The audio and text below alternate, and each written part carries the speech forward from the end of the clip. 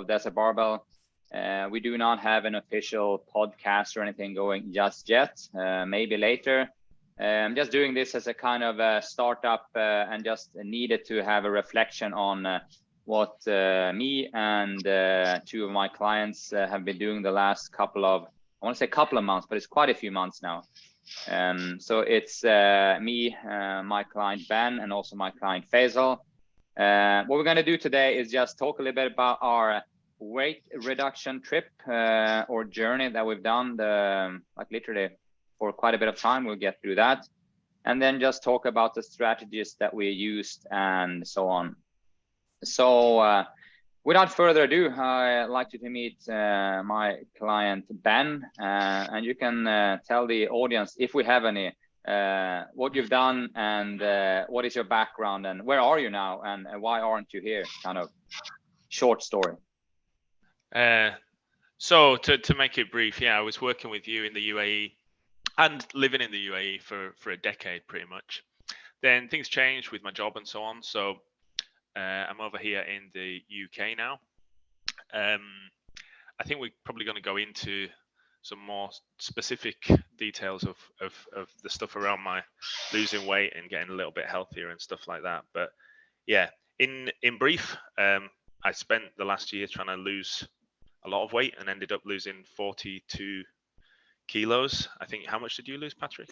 33.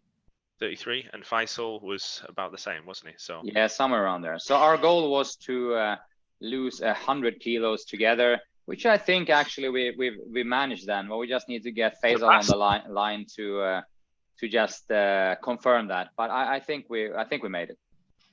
So I suppose to wind it right back to when I started powerlifting. First powerlifting competition I did, I weighed in at 113 kilos.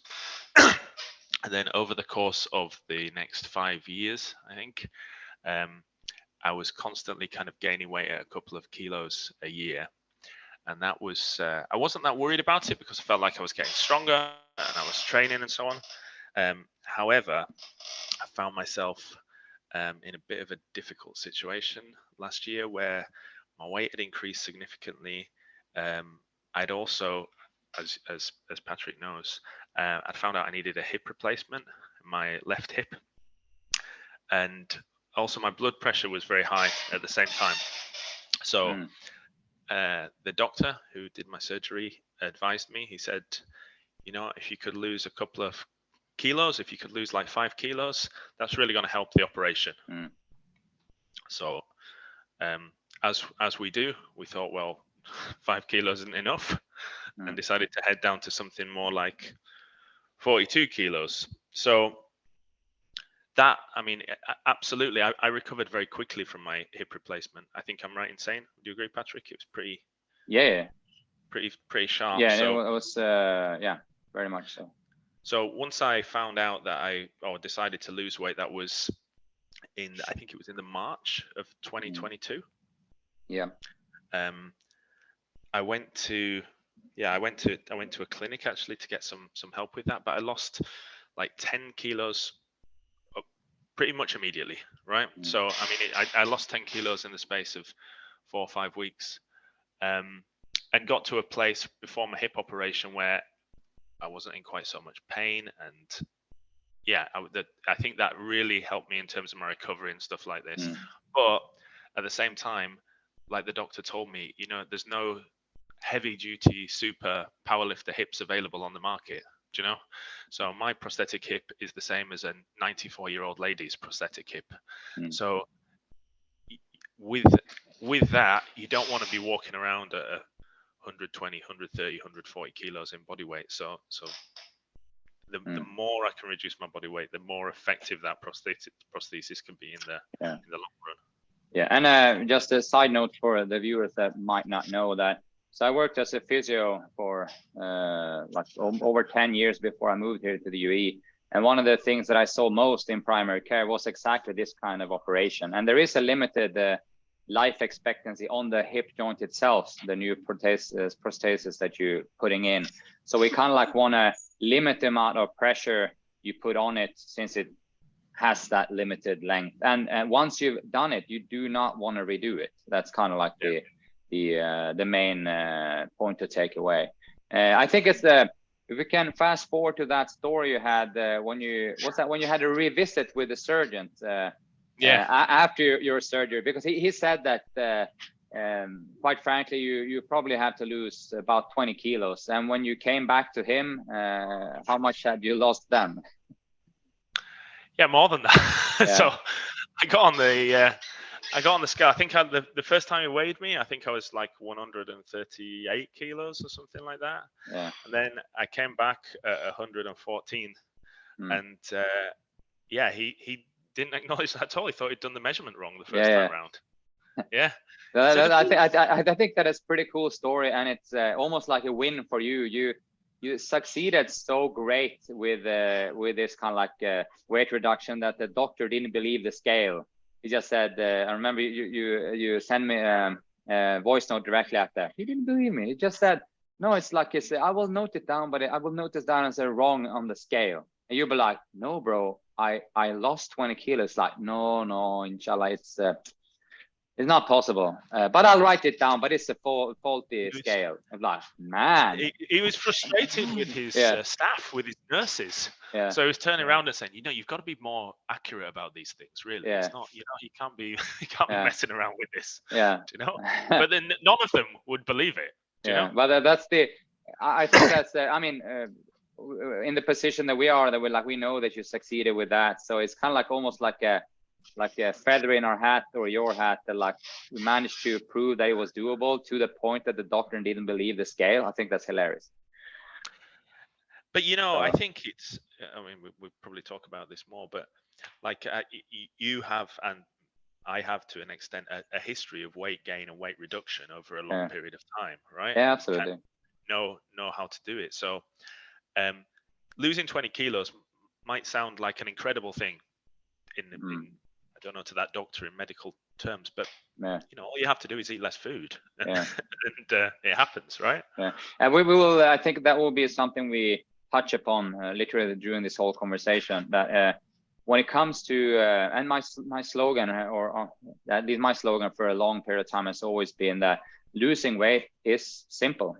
It's just not easy, and I say this all the time. Easy and simple are not synonymous in this instance. Just because it's a very straightforward process, it doesn't mean that it's easy. For most people, not easy at all. It might come more simple or more easy for me and you, but it's still not. The work has to be done anyway. So that's kind of how that is. It's on top of those definitions with being kind of simple, which is simple. It's uncomfortable. That's the problem. So, I mean, you've got to get happy with being uncomfortable a lot of the time, right? Yeah. So, hunger, as we've talked about before, I think, like hunger doesn't kill you, but it feels like it will. Yeah. Do you know? No, it's going serious. Hunger is not a what do you call it? It's not a dangerous feeling. It's not a danger for the body at all. It is a single signal, yes, but it's not to be taken. I won't say it's not be taken seriously, but it's not life-threatening, if I put it that way. Yeah, if you grit your teeth, you can get through it, but you've just got to get ready for that, because I think if you haven't been significantly hungry before, and that sounds like a really weird thing to say, but I think a lot of people maybe haven't been hungry. Yeah. You've just got to get comfortable with that very uncomfortable feeling, Yeah, no, for sure.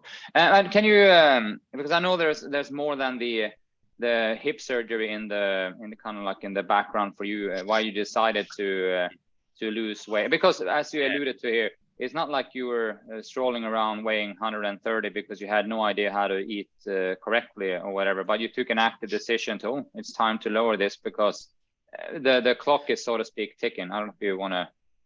No, absolutely. So, I mean, it was. I'm kind of describing what sounds like a hell of a year, and it was a hell of a year, but we got through it. So my father unexpectedly died in February of 2022. That was of a fairly a sudden heart attack, which killed him. Before I was meant to go for surgery, I had a heart scan, where they said that my left ventricle of my heart was enlarged. My blood pressure was very high, and that they wanted me to start taking blood pressure medication, which after this year I can say I no longer do. So my blood pressure is pretty well regulated now. So yeah, I mean, I don't know whether wake up call is the right word, but you know, it makes you aware of your own mortality. So I think if I was going to continue to like push those kind of heavy body weights, like my dad died at 67. You know, I'm 40 this year, so you know, ideally you want to be as fit for as long as possible, don't you, and give yourself the best chance you can of not dying at 67. So you know, that was definitely one of the motivating factors. I didn't want to. I just you want to try and be as healthy for as long as you can, you know. 100%. And you want to feel at this age that you have at least 30, 40 some years in you with some sort of quality of life also. Because I mean, one of the popular things that people talk about now is obviously not only longevity, it's like this lifespan and like life quality like word that they're using. It's not, we're not just trying to keep ourselves alive for a long period of time. We're trying to keep ourselves alive with good quality of life also. Because if let's say that we knock on wood, like get a stroke or whatever when you were like 51, and then you can't do what you want to do for the rest of your life. Is that quality or not? We're just trying to avoid as many of those events, whether it be cardiovascular or if it's brain related, for as long as possible. There's more to it as well. Like when you think about being that heavy, it affects a lot of other things in your life, which reduce the quality of your life, and also reduce the quality or reduce your health. So sleep being a massive one, do you know? So I mean, I was telling you the other day, when I look back at because I've always kept a sleep log.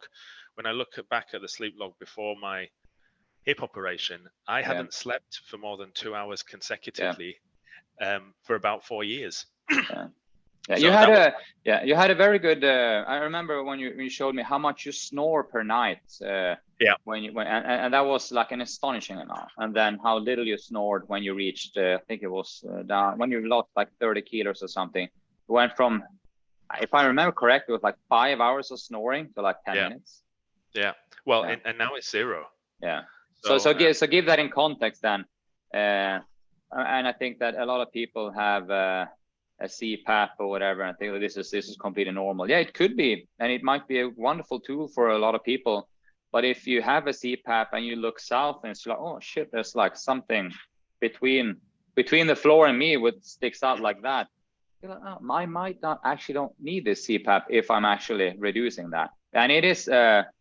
I'm not going to tell it's going to work for everyone, but the correlation between snoring and overweight seems to be, at least clinically, very, very, very, very high. And the reducement of an overweight seems to be equally like as linear. That does not mean that no one that is slim can have problems with snoring and need CPAP. It's not that, but it's a lot of people having it that doesn't need it. Well, for me, it's so regular. Do you know, if I weigh more than 105 kilos, I snore. If I weigh less than 105 kilos, I don't. Yeah. It's that straightforward, really. You know.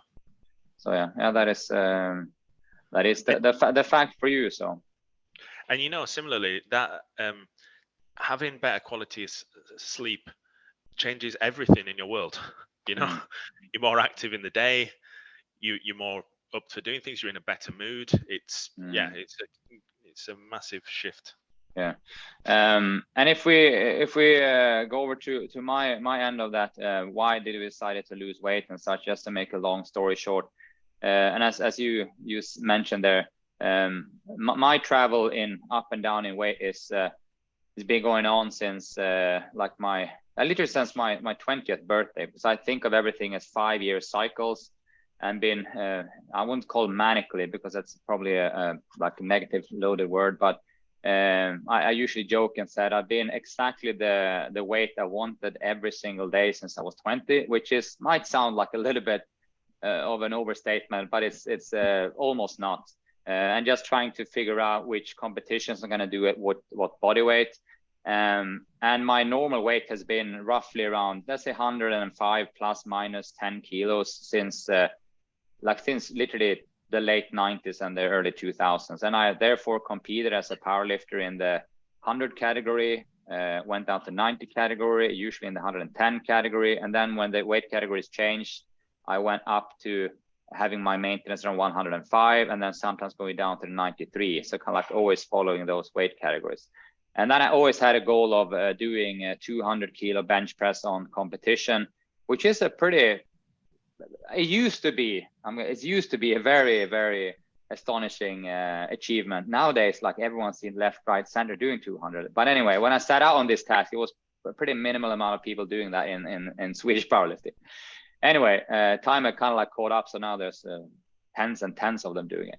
And whatever, I tried to close in on that line on competition. I've done it on training quite a few times, but I just had my head against the wall in the 105, and I'm thinking like I'm approaching 50 here. I need to get this 200 bench done.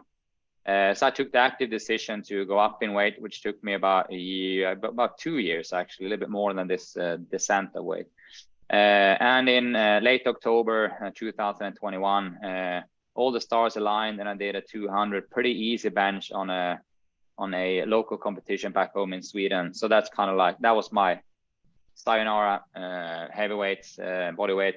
I'm going down. And actually just a few days after that, I had a world championship in Lithuania, which I underperformed quite radically due to I flared up my shoulder quite a bit the last few months leading up to that what do you call it, that 200 comp. Anyway, but I was actually so happy with the 200. I should actually have just signed out from the worlds and just go back to Dubai. So after that, I immediately started the journey, and as we've said here now, losing weight over a longer period of time, it is simple. For me, it's also, I want to say, pretty easy since like my life is pretty set in quite routine based, if I'll be kind to myself and not label it any more than routine. So started that in November 2021. I have just dropped. People that follow me on social media have seen the graphs, which I'm pretty pleased to see that it is moving really well and moved exactly in the same speed all the time. So my kind of like motivation of doing this is literally do a defattening process and then stabilize myself in the 93 category for the next year and a half. So, and then do another weight reduction protocol and a project when I turn 50. That's kind of it. So it's, for me, it's been more of a protocol or a project I've seen coming for like quite a bit of time.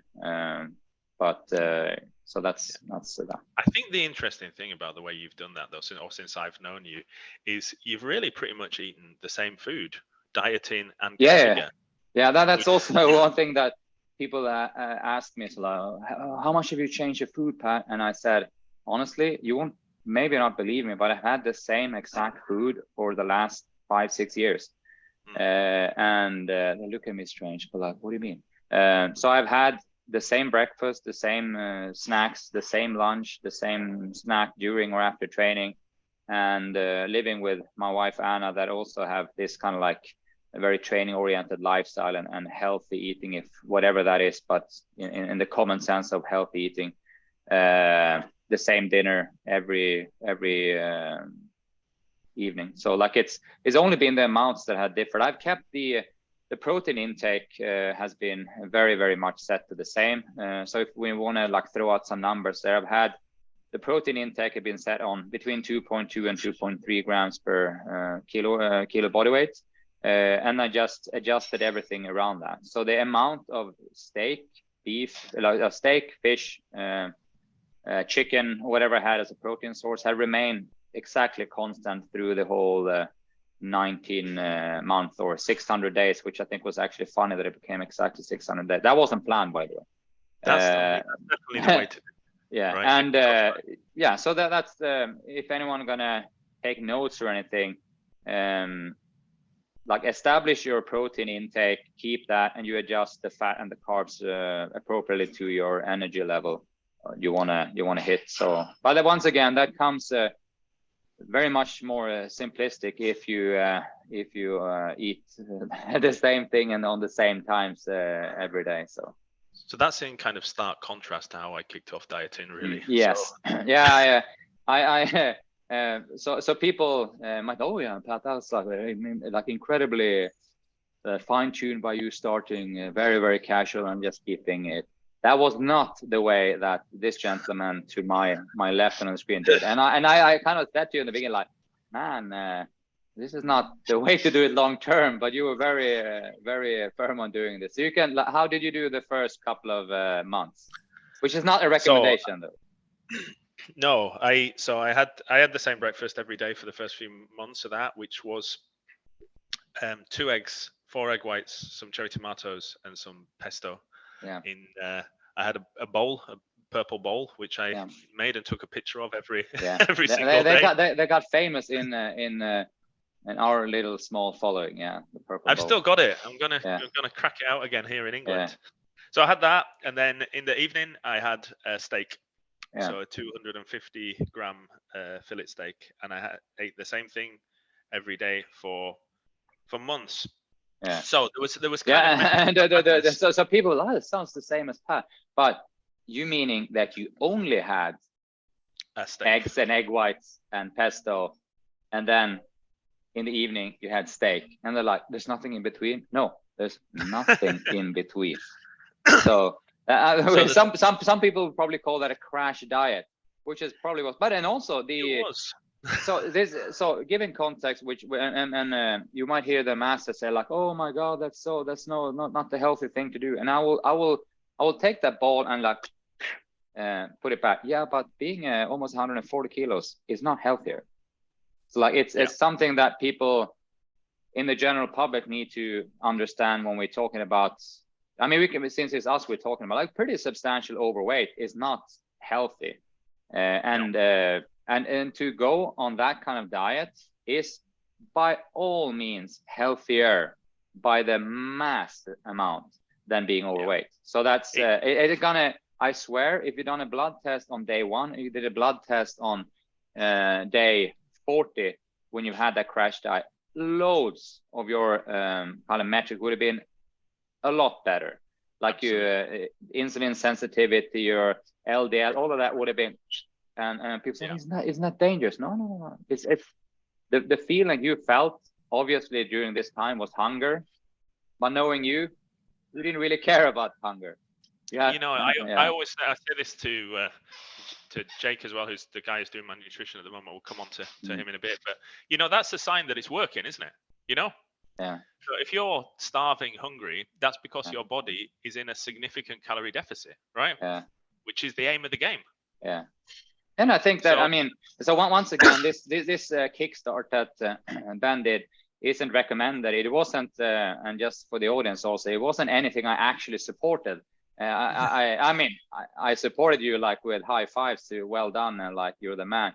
But I recommended like, let's take a little bit different approach. And then you said, nope, I'm gonna do this because that's the, I want to have a kickstart and that's what I'm gonna do. And fair play. And I knew that it would eventually come down to a different thing. When it comes to you guys out there, I think that a thing that we'll come back to is probably, I think I saw in the notes that we did before that, don't play all your cards at once. You want to lower it as little as needed, and then you lower again, and then you lower again, which is kind of like the approach that I took. If people look on my social media, you can see the graph on my body weight reduction and the calorie reduction. It kind of like follows the same kind of staircase, and that will probably be the more recommended way of doing it. And that doesn't mean I put myself up on a pedestal, but that's the only way that I feel comfortable and know myself doing. But then again, I think that also one thing that was radically different between you and I is that I was trying to desperately cling on, not desperate, trying to cling on as much as possible to some sort of strength level also. Yeah. Because during this time I also competed and trying to like keep my training as normal as possible and give my coach on the training side a reasonable chance of programming for me without me losing all my gains at once. It's only like the last couple of months that he literally kind of like seen a big hole in like performance, because that's also a question I got now. But have you lost any strength, Pat? It's like, man, or girl, I've lost 30 kilos more. Like, of course, like my strength isn't at all the same, because as a strength athlete, if you lose 5, 10, 8% of your body weight during a little bit of time, it shouldn't actually be almost noticeable at all. Like maybe a few percentage, you might actually be better, which will be interesting if Faisal now decides to show up on this feed. We tighten a lot of leakage in his way of lifting, and when it comes especially the bench press, which is the movement that anyone will ever care about, it's actually been going really, really well. But he had a lot of leakage to kind of like tighten up, and that's when we come to like how important it is with technique and whatever setup when it comes to movement patterns and becoming more skilled. So that's actually it's a pretty interesting discussion. It will be cool to have with him also. The risk of turning this into a discussion on bench technique, you know, I've started benching a little bit again, and you know, the way that you can bench at 130, 140 kilos in body weight, you can't do it at 90 odd kilos. You know, that kind of kick from the bench where you're able to kind of throw your body into the bar and get something out of being so big and heavy. It just doesn't work if you don't have a you have no softness to sink into. Be like, what the hell is this? It's a rib cage right there.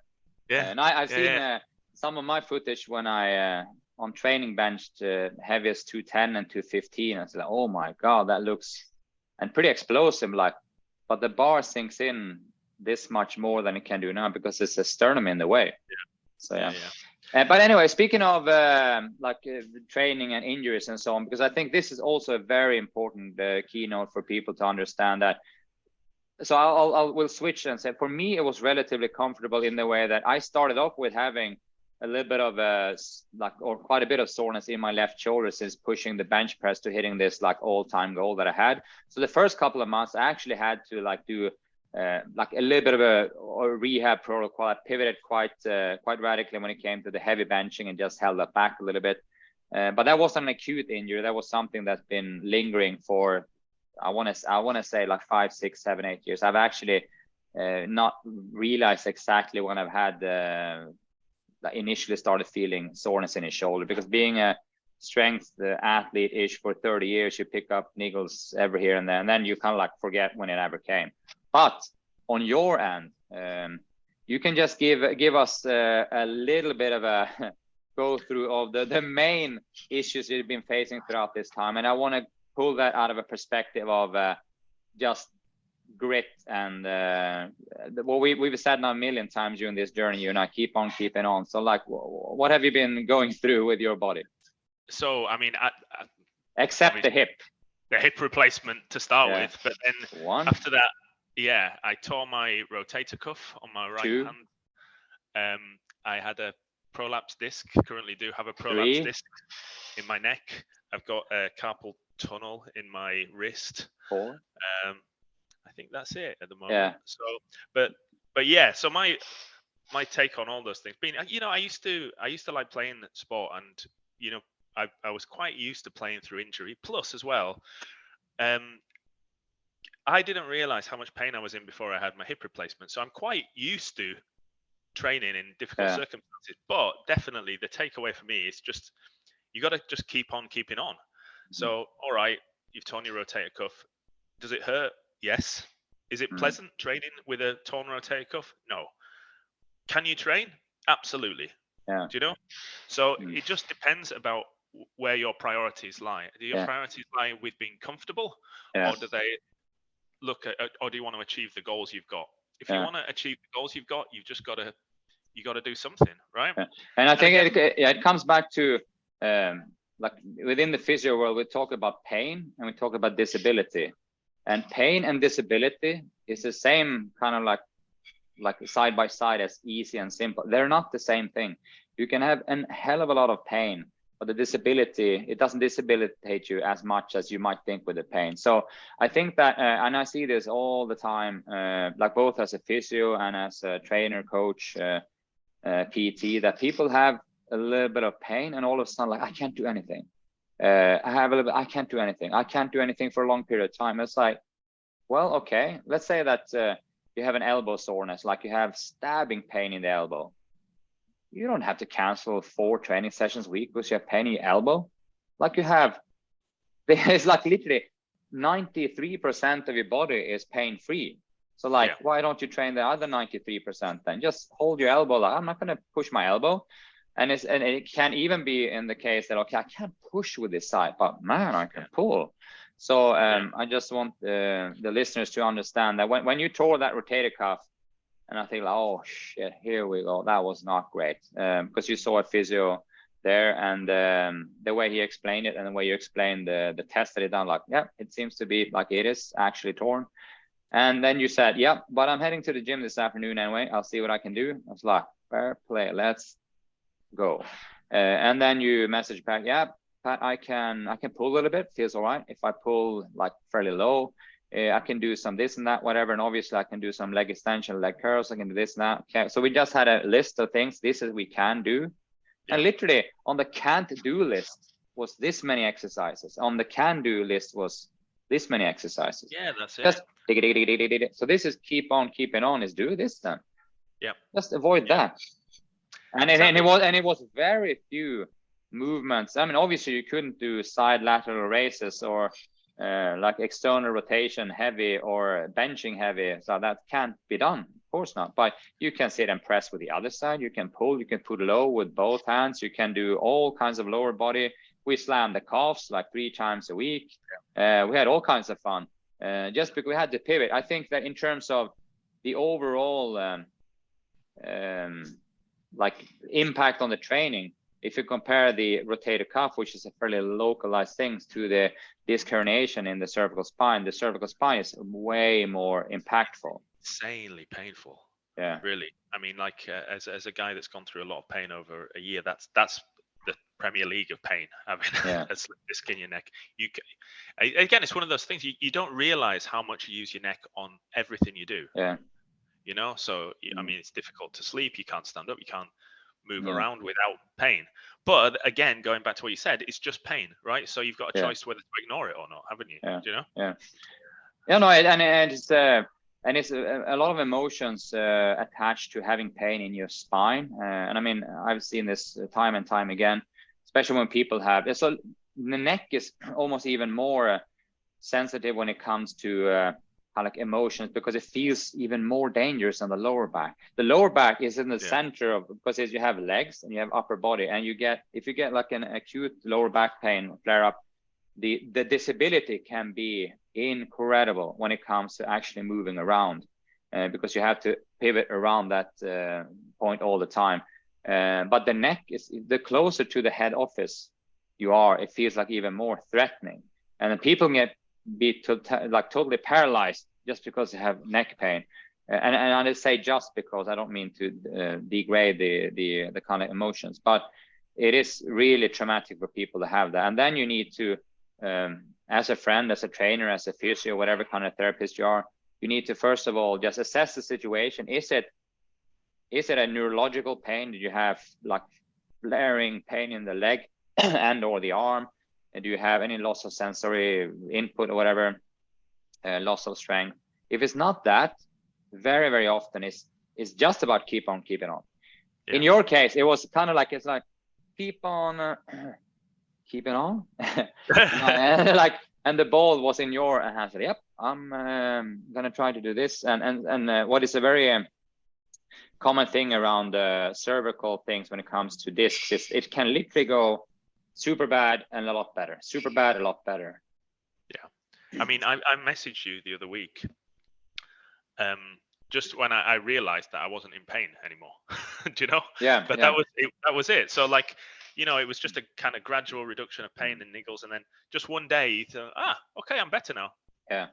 Right. It really. And I think that is a testament also to, if you go around searching for pain all the time, like, yeah, Ah, I have pain there. Okay, I have pain there. Okay. And then go the whole day. Oh, pain. Oh, pain. Oh, pain. But and if you're like, okay, I have pain there. Okay, I'm gonna look this way instead. And just keeping on doing that. I think that's very much to learn around that. I was training with my brother when I came back. I don't want to call him out, but or anything like that. But he was always nervous, and he is always nervous about injuries that he doesn't have. Do you know? So you'd kind of show him how to deadlift, and he goes, "What about my back? Is this good for my back?" I was like, "You've got no problem with your back now, right? Yeah. And if you do get a problem with your back, give it 6 months, and it will get better again." Yeah. Simple as that, right? Yeah. No, in the setting of this establishment, I have like a few clients that, especially members, not my own clients, but you talk with them on the gym floor. So where you been? Like, yeah, I got a back pain, and then the doctor said to me, rest 3 months, and now I'm back. It's like, you did what for 3 months? Yeah, I rested. It's like, why? Yeah, because the doctor said so, and they took an MRI. It looked bad. Like, yeah, of course. You're 51 years old and you do an MRI. That's a 50-year-old spine. What do you think it's going to look like? Yeah. So it is really a matter of like getting into the right mindset, of course, with guidance if you feel insecure. But you'll be surprised on how much you can do if you just take a chill pill. Maybe even a chill pill and some painkillers for like a couple of days. Okay, just settle down. Let's assess the situation, and then we'll see. Because yeah.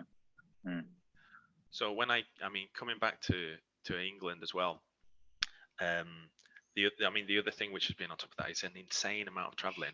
So I've been up and down the country a couple of times every week, staying in hotels and stuff like that. So maintaining an effective diet over that period of time, and similarly maintaining training over that period of time is not challenging in terms of emotionally challenging or anything like that. It's just logistically difficult, you know. So there's been quite a lot of times where I've gone for my evening meal, which in every hotel restaurant you can usually get a steak, right? Yeah. So steak and some salad, and they say the steak's off, and you're kind of like, all right, well, so I'm not eating tonight then, do you know? Kind of go to bed hungry. So that's definitely another challenge on top of injuries, which I've kind of had to negotiate, and I feel like I've negotiated it pretty well. And Jay, go on. Yeah, no, I think that that's kind of like if we want to throw out some tips and tricks and just what we learned in this kind of journey, because once again we are in completely different settings here. Is that I sleep in my bed every single day, and I can do the same routine every single day. And when you're like a traveling soldier in your profession, and then just as you said, they're like a trick for people if you are on the road or not. If you're outside your home and you need to choose a meal on a restaurant, whatever, always have like 1, 2, 3 things that you can tolerate to eat. If you like chicken, you're pretty sure you can find some chicken breast somewhere.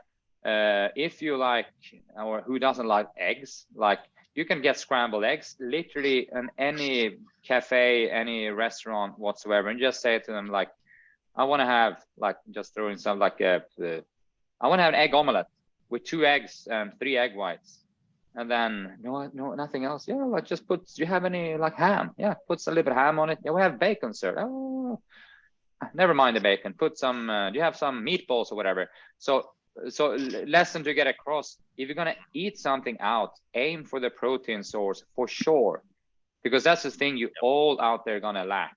And that doesn't mean we are not. At least I am not hating on carbs and fats. I do not. It's very, very essential to have.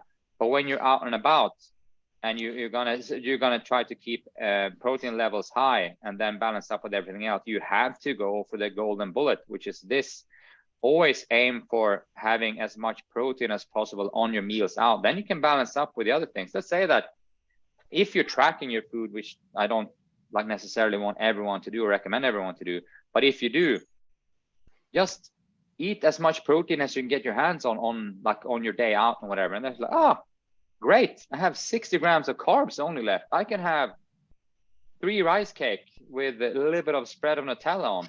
I'm winning. Perfect. Yeah. But you very seldom find yourself in a position be like, or you don't want to find yourself in a position you come to the hotel and like, shit, man, I have 60 grams of protein, nothing left other than that. Like, what am I supposed to do? Like, find a vending machine with like a chicken fillet in a breast. I wish they had those, but but they don't sell it. I mean, the other little trick that I used to use, I used to try and avoid eating in the hotel, right? So, because like sometimes I'm working 8-9 hours in the day, so I get back to my hotel at kind of 6 p.m. It's so easy just to eat and go to bed, and then you haven't done anything in terms of exercise. So what I used to do was I'd try and look for a restaurant which was about 10,000 steps from my hotel. Yeah. So I'd book a table there. So once I'd booked it, then it was in my head that I was going to go there. Yeah. And then you've got 10,000 steps to get your food, 10,000 steps back, and 9 times out of 10, it's a nice walk. Do you know? And there you go. So you can turn what could potentially be a bit of a disaster, right? You could end up having a burger and chips and going to bed into a steak and 20,000 steps. Yeah, and I mean, to be fair, if you find yourself you needing to take a burger or whatever, if you do 20,000 steps to get yourself your hands on a double cheeseburger with no fries and a diet soda, it's not the end of the world. That's not that's like, if you do those calculations, pretty like zero sum game we're going on here in terms of what were you supposed to eat then, and what is the extra you get in on that compared to those like steps you have. So no, for sure, that's always a good. I try to not be too convenient and like just roll down to the hotel lobby through the elevator, go out and have a breakfast buffet, because that's gonna be and I mean, it's not a disaster if you're not on the journey of losing weight. I'm not saying that, but if you are on the quest of doing that, that is that is not going to help you, if I put it that way, because it's so hard also to estimate whatever you're eating, or because you don't know what's in it. And I think that's maybe one of the things we could kind of just touch upon a little bit, because when it comes to tracking food, for instance, I don't know how many tracking application it is going around now, and some of them are better than others. And I mean that in the sense of, if you just log into whatever tracking device and you check for, had yesterday an example, had one of my clients sending a screenshot of a sirloin steak, for instance. If you look at sirloin steak or ribeye steak, you'll find literally 4, 5, 6 different variations of it. Why? Because there is. If you look at a ribeye steak, you're like, well, let's try to like get how much fat is in this one.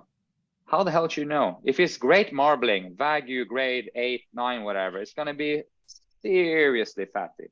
And if you compare that to like an organic lean-ish kind of version you can find on the supermarket here, if you look at it, like, it will literally be from, that is 34% fat, that is like 9%. Yeah. And if you don't have that thinking, you'll think, oh, that's a ribeye steak, and that has 8 grams. So like, no, that one has 35.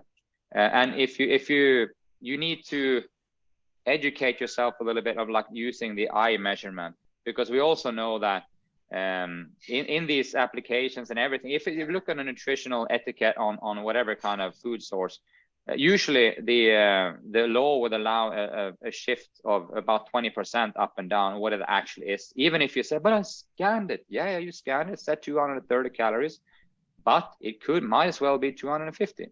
Who knows? Like, if you have a kilo of potatoes, which has X amount of calories in it with X amount of carbs and very little fat and almost no protein, okay, but is that grown in Guatemala, Ukraine, southern Sweden, north of England? It's going to differ a little bit. It's not going to be loads, but it's going to differ a little bit. So we have to all acknowledge that these measurements in the applications are all just estimates.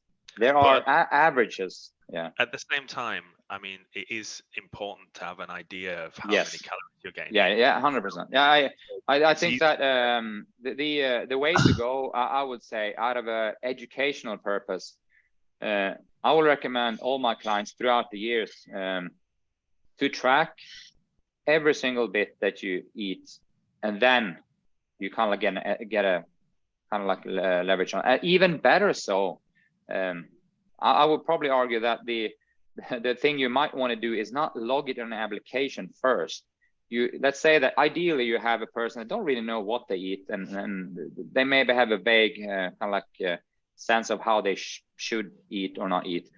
Put everything down on paper for a week before you even start calculating it. Because I swear to God, and I do believe there's quite a bit of research on this, starting tracking is an intervention in itself. We're going to hold you back. You're going to one, you might underreport, and two, you will for sure back off and have, I'm not going to have that Rollo Cola now, fudge, because yeah, then I have to put it in. But you just put it down on paper first, and then you calculate what it is. You get like, aha. But anyway, as you said, I really recommend people to track, because it's a great way of learning, and then you will get a hang of it very soon. Yeah, I mean, going back to my dad, I think, so when he died, one of the well, he ate healthy. He did eat healthily, I would say, but he ate a lot of food, right? Yeah. So he was he enjoyed food, as do I, and just like you say, just a steak can look really different, can't it? Yeah. Do you know, if you have a 350, 400 gram ribeye with a load of potatoes, then you're talking about a meal of 1,200, 1,300 calories, right? Yeah. So yeah, can I maybe if I talk about what I did when I got back to England after that kind of crash diet in? Yeah, and then you got a little bit more sane. Yeah, that's right. So the first, I mean, in the UAE, I went to a doctor called Leah Zabian, and we did that first bit together, and then I got back, and then I employed a guy called Jake Mears, who I would highly recommend. But so we had big ambitions in that I decided that I wanted to do a photo shoot.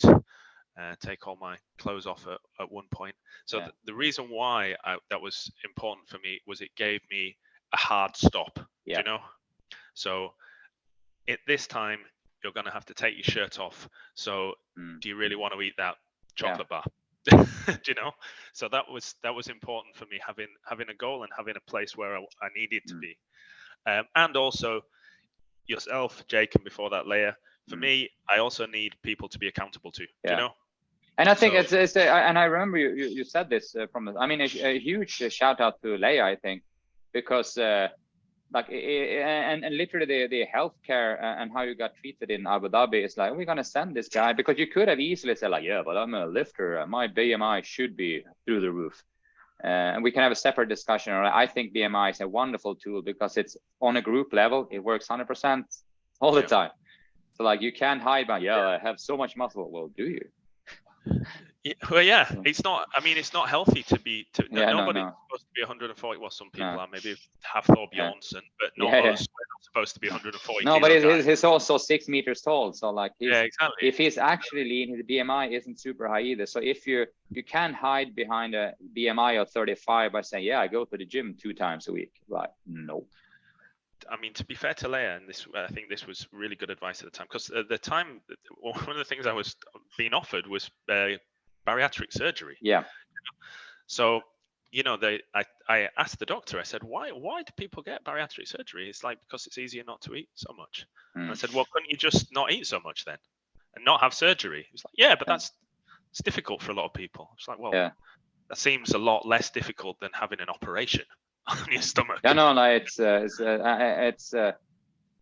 pretty mind-blowing that a lot of people choose that direction. They must it's probably down to they have very low self-belief that they can do this on their own, because it's a matter of, it needs to be important for you, need to have the self-belief, and you need to set a target. And I think that you are very, very correct in that, and I recommend everyone out there that has any kind of goal of losing weight, set yourself a starting line and set yourself not like an absolute finishing line, but when you're going to reach these goals and maybe part goals in between, and someone to hold you accountable, because otherwise it becomes very like a little bit here like that. So like, then you're going to miss it. Get help. First of all, identify what you actually want to do. Take the step that you like, I am going to commit to this. I'm going to contact the person that can hold me accountable, which can be a trainer, can be a nutritionist, can be like, maybe it can be a sister, can be a mom, can be a dad, whatever. just put it out there. So don't do it just on your own and write just. It's very important to be true to yourself, of course. Also, you can write a contract to yourself or write like motivational stuff on the fridge or whatever, but say it to someone else also, so they can hold you accountable. Vocalize it. Yeah, well, exactly. Say it's real, right? And I think that was an amazing little thing you did with Jake, and shout out to Jake also, of course. So how many guys was in that shoot? Guys and girls? It was loads. I can't remember exactly. I think it was in the 20s or whatever. Yeah. Some guys were in absolutely incredible shape. Some people. Yeah, and I swear that without the support of kind of that group, and you had a chat group on WhatsApp or Messenger, I guess, and just pushing each other to the dates. And I mean, it was the same as Jack, you and I, and we'll insert a picture of Faisal up here then, and when he's praying or whatever he does on Eid now. No, God bless Faisal, he's an amazing guy. So that just our little group, and we said, okay, Ben is gonna do this thing at the end of June. We're like, well, should we aim for 100 kilos for this? And I mean, I am a dedicated person, of course, but like it wasn't like I wasn't thinking, like, man, I need to contribute my shit. If I pull in like 28 kilos here, we might fail. So like I need to like get my shit on here, and I think that we all kind of like thrive from that, and don't necessarily recommend everyone to team up with two of your mates and trying to lose 100, but you can maybe team up with 4 of your friends and like, yeah, we're gonna do 10 kilos each and whatever. It's important as well. Like I think it's different for everybody, but you know, we like sports, don't we? So you're generally quite competitive people. So you know, add in some competition helps. Now that's because we know what we're like. Other people need to kind of think about what works for them and find a way of motivating themselves. But just to go back to Jake, I suppose the shift that I had in England, Jake obviously kind of was not, well, maybe he was impressed, but not that keen on continuing like kind of wild, not eating approach.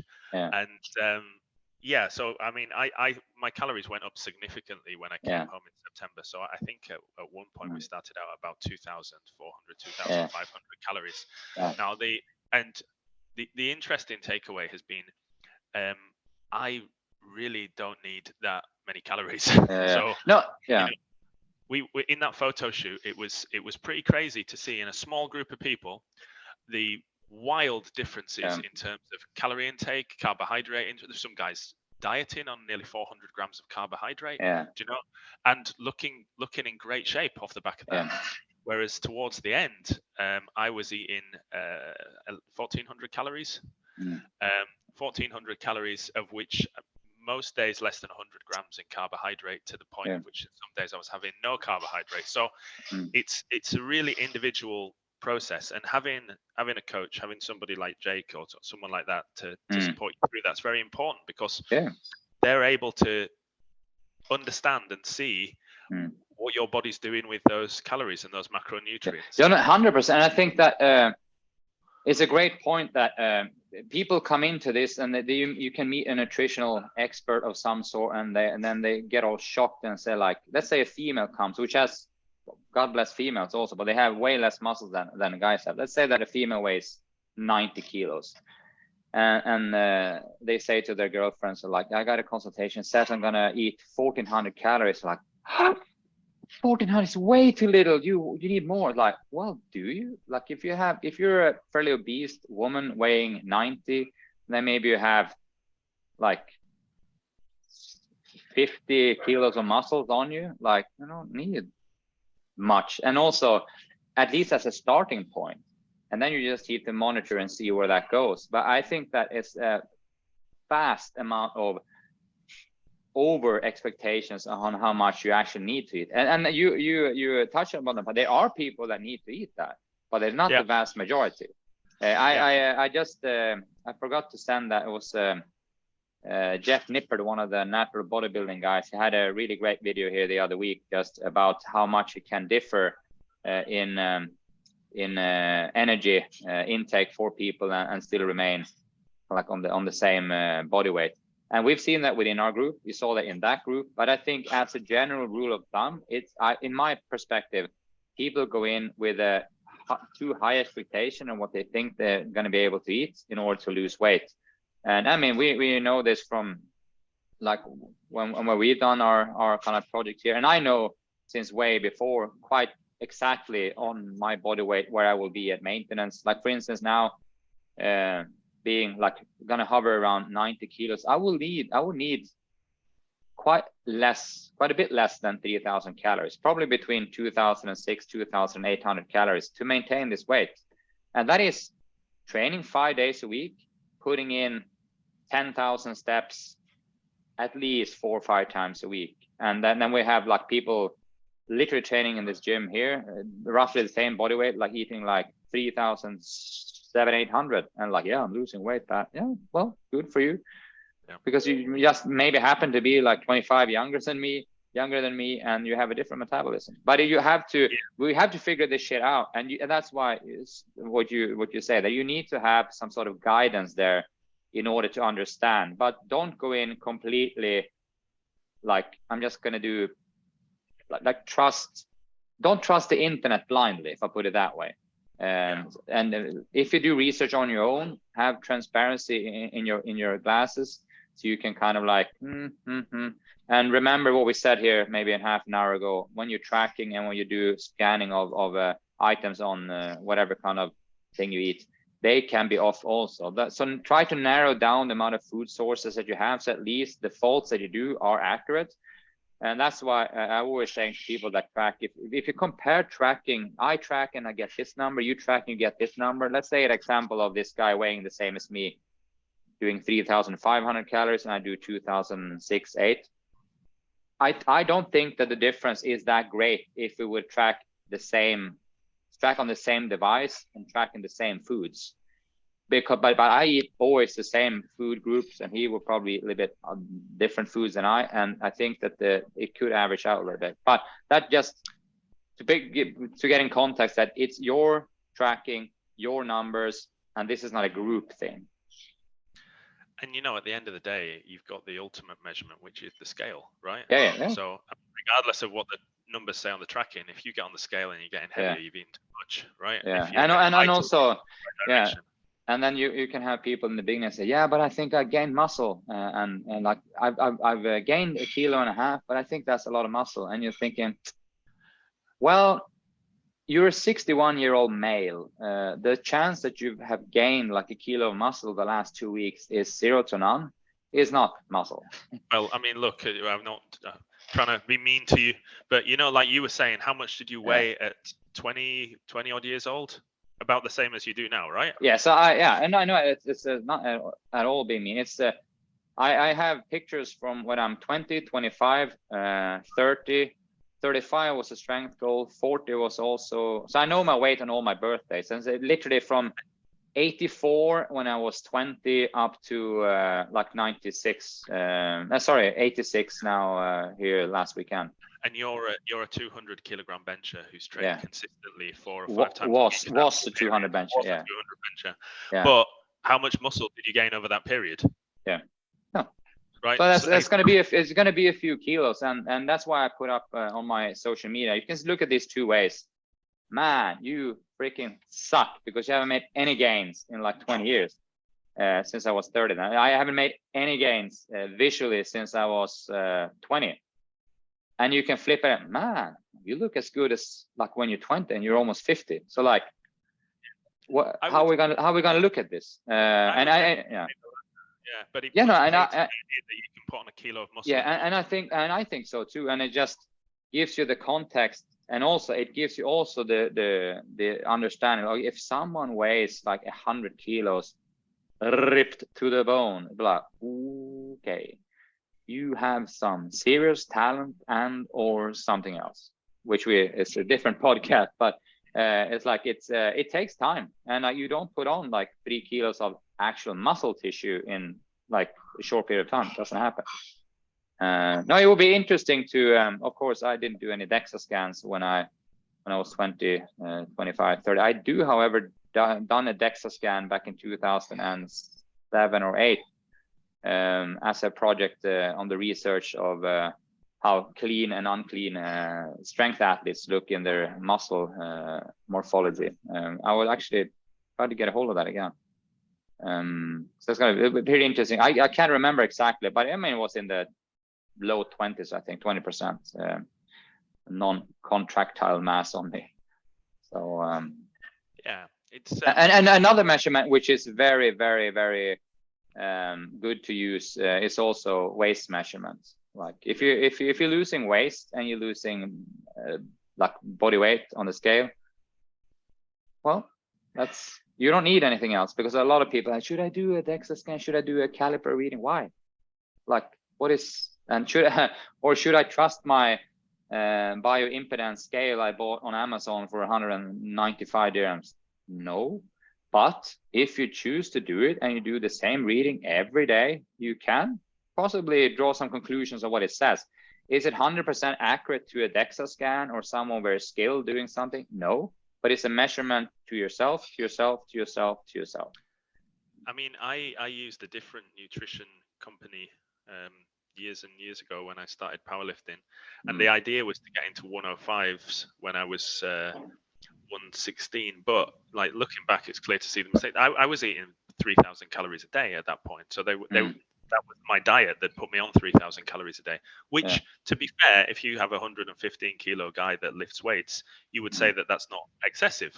But the scale for me at 3,000 calories was consistently going up, right? It was kicking up. And there was a kind of refusal by the lady who was coaching me to reduce my calories, because she said, well, you know, that shouldn't be happening. Yeah. But it is, right? Yeah, but it's, so again, that's where Jake's been really good. You know, we're actually focused on what's happening, not on what should happen. Yeah, no, and I think that's a very fair point. If we starting to get like on the last, coming around the corner on the sprint on a 200-meter dash here, any lessons that you've learned that you kind of like want to share, and I'll take mine.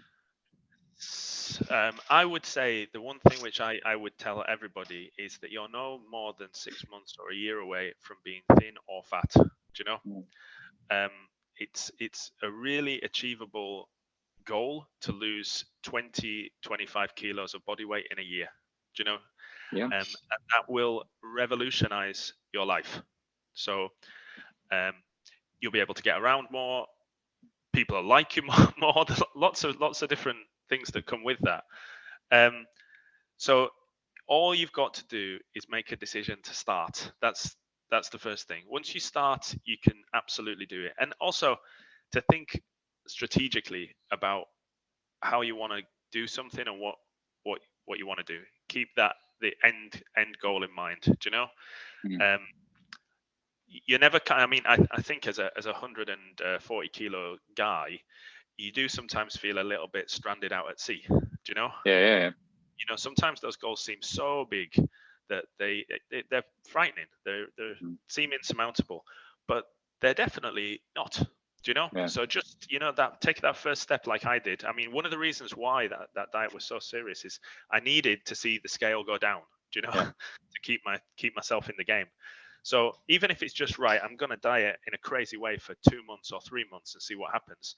Then you're accountable to that 3 months, and then once you get to, or for me, what I tried to do from 140, get to sub 125, which was the old powerlifting weight categories, right? So you're no longer a super heavyweight at that point, right? So you get to 125, and then you think, all right, hip operation coming up. I want to be 116 by the hip operation, right?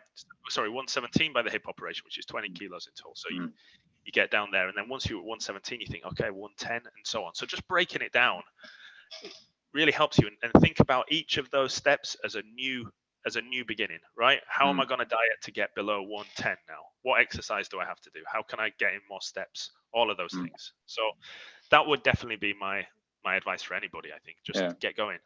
Yeah. And I think that, I mean, I can't even fill up too much on that, other than I just agree completely. And it's just a matter of getting started. And I mean, everyone can do it. And even if you have someone say, yeah, but my metabolism is shit or whatever, well, that is your cards that you've been given.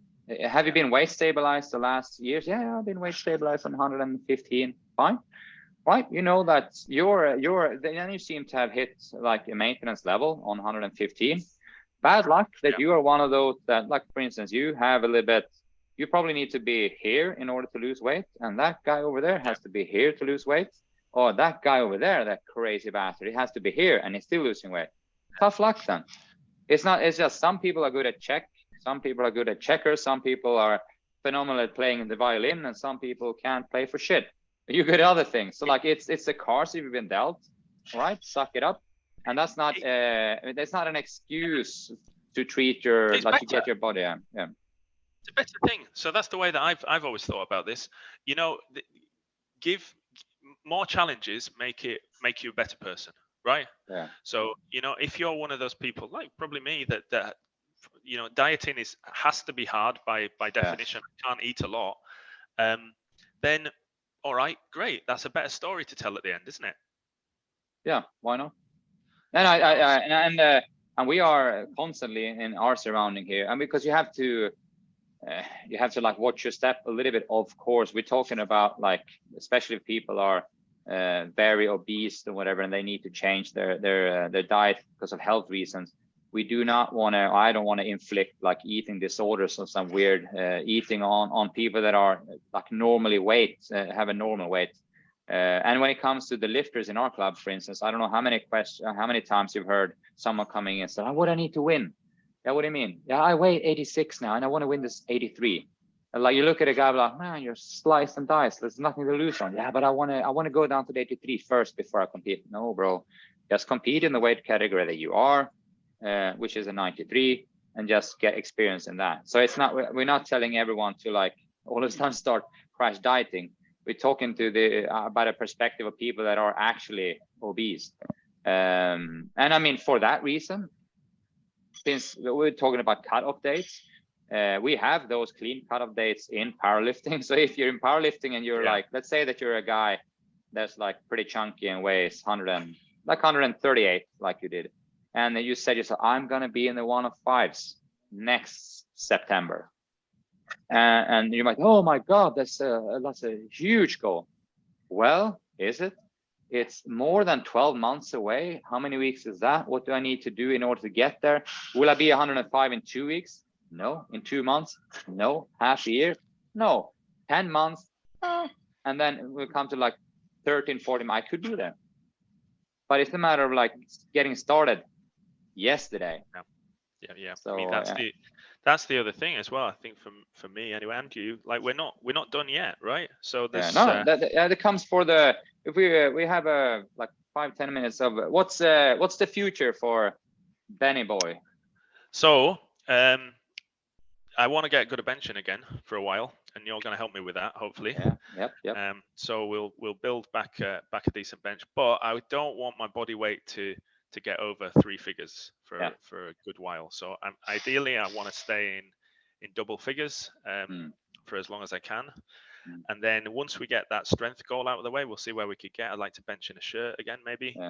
Even though I think it'll be a lot more painful now. You're a lot less fat, right? Yeah. But you know, the pains can be fun too.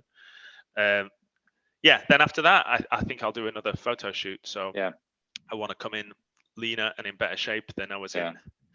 But for that time frame for that photo shoot, that will be like 1.5, 2 years away, something like that, I guess. Maybe. I think probably next summer, I think. So, you know, it's nice being a little bit in better shape in the summer when you're taking your shirt off and it's hot outside, so you don't want to be quite so sweaty, right? Yes. So we like, because you have like a yearly kind of cycle, and I mean, if we take the summer as an example, you can have, now obviously it's the start or the mid of the summer. If someone have like a strength goal they want to work towards, like at the end of the year, early in the next year, and then you slice and dice, hopefully more quality this summer, strength goal, slice and dice, you have that kind of like circle going. And why I mentioned like 2 years, that seems to be, if you're like on a high end of like a natural body building / physique kind of going, it seems to like they want to have a long off season before they do like a little bit of mini cut, and then they go do a little bit of building, and then you diet for a longer period of time. But like my hip also. I mean so Yeah. the lighter I can be, the better it is Yeah. for my hip. Yeah, So no, 100%. if I was like a 23-year-old kid and I was in that situation, I would absolutely take an off season of 2-3 years maybe, right? Yeah. Put on as much muscle as I possibly could and then think about dieting. But Yeah. I just don't have the luxury of being able to bulk really. Yeah, but it's also important that we kind of touched upon that in the last like weeks of this project now that I started to see the finish line. Don't just go out and have like 5 burgers and 2 pizzas and 16 beers, because then sorry, then it's gonna be up immediately like 5, 6, 7, 8 kilos. You've got to kind of keep your head on a little bit. Yeah. So for me, that would be, I will, since I kind of like I cut pretty darn hard to go down to this 86. I'm rappelling up to just in the 90-ish mark, which I will try to keep for the summer and build up to nationals as a 93 in November, and then hover around that 93. But my goal would be to perform as good as possible in the 93 for literally a year and a half, and then do a really intense and strategic cut to my 50th birthday on September 3rd, 2025. And when it comes to, I mean, if people have seen my semi-nudes online, I was pretty happy with how it looked. And in order to get like in actual slice and dice shape, I reckon another 7-8 kilo will have to go. I actually had a fun, had some talk with one of the Swedish guys that actually came to DB as is a natural high-end pro bodybuilder, or sorry, he's amateur, but he did the amateur natural Olympia, which kind of like that's as high as you can get. A lot of caveats. that. So it wasn't the open Olympia. No, but at least on as high of a level you can be, literally as a natural guy. Which is if you guys Google it and look, it's a huge difference between open bodybuilding and natural bodybuilding or whatever. And I send him some pictures. And I just send him some pictures. And what do you think, man? What do you think? Like 80 kilos would be doable? And he's like, it seems reasonable. If you can maintain like, or maybe even add a little bit of some sort of muscle fibers here and there, a few grams, I guess, in like a year and a half, like down to like 8, it should be looking pretty all right. So it's a matter of having that kind of like objective, like self-awareness also. That I'm not thinking I can't be 90 kilos shredded, because I ain't got the genetics or if I looked like this when I was 22 and I dedicated my whole life to it until I was 35, maybe. But I'm on that side of things now, so I'm really happy with whatever I can keep, and I'm pretty sure I'll be able to look even like better, if that is the word, for this 2025. But after that, I'm thinking another 5 years. But after that, will be pretty freaking hard, I think. But I'm gonna keep the Masters flag high. Keep keeping on. Yeah. The other thing that I'm gonna do definitely is I've been training with my mother as well. So my mom is 70 years old.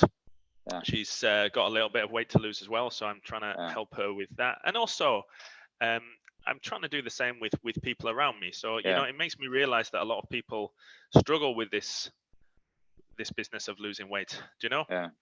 So I've been quite keen on reaching out to people I know that need to lose a little bit of weight and giving them a hand. Do you know? And I'll continue to do that.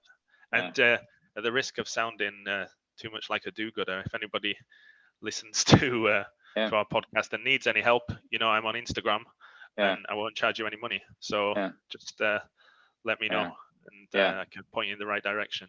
Also, here we have the capacity to take on nutritional clients if you want to have guidance through that. And I exactly as you, I don't want to get up on any high horse or a too high horse anyway. Just to try to be an ambassador for how you can live your life and be relatively strong, healthy, and looking semi all right, even in speedos if you want to when you're approaching 50. That's kind of like what I want to do, because I ain't never going to be the strongest guy in the world. I'm probably never going to be the most shredded guy, but you can be like showing what consistency can do over a long period of time. And keep on keeping on is the slogan. We probably need a t-shirt, man. Yeah. Yeah. T-shirt Yeah, I with should. that. Yeah. And by the way, just gonna do some quick math. It was, I think I remember that Faisal lost his 32 or 33 kilos. That would put us at 107 kilos for the 3 Amigos. So I think that is a successful kind of project, even though he's not here. But we're gonna, as I said, we're gonna put him up here somewhere if we can find a picture on him. You know, just to put that, when I was benching the other day, the first time I benched in a while, I had 100 kilos on the bar. Yeah. And I was thinking, God, this is heavy, actually. Yeah. That's a lot of weight when you actually put it on a bar, you know? Yeah. Yeah, good. Well, we're gonna tie it up. I'm gonna just terminate the recording and hope that works. Knock on wood. And you don't have to hang up, but I'll finish the recording. I'll stop the recording, and we'll see if we do this again at some point. Yeah. Yeah, absolutely. More than happy to. I enjoy it. Yeah, I'm gonna